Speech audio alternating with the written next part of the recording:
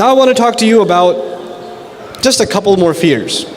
Two very common words that are associated with fear that actually they're related to each other. One of them, even though it doesn't technically mean fear, is taqwa. And I think all of you know the term taqwa, right? You've heard it before. And a lot of times in the Quran when taqwa is translated, it's translated as fear. But just from a linguistic point of view, taqwa essentially is a fear or actions taken out of fear, precaution, protecting yourself. It comes from wiqaya, which literally means protection.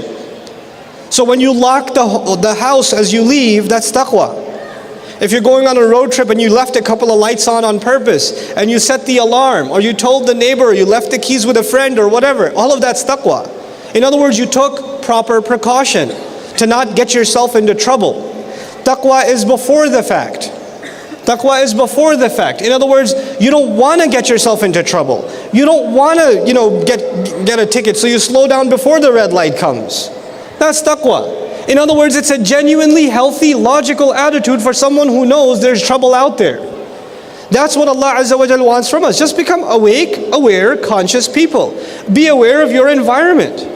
Know that this thing is going to land you into trouble. I remind you something about taqwa that I want to share with you. Allah Azza wa Jal did not tell us, or tell Adam alayhi salam, don't eat from the tree. لا تأكلا من هذه الشجرة. Don't eat from the tree. He didn't say that. فقال لا تقربا هذه الشجرة. Don't go near the tree. Now, the next part of the ayah is لا تقربا هذه الشجرة فتكون من الظالمين. Don't eat from the tree. Don't go near the tree, rather. You'll become from the wrongdoers.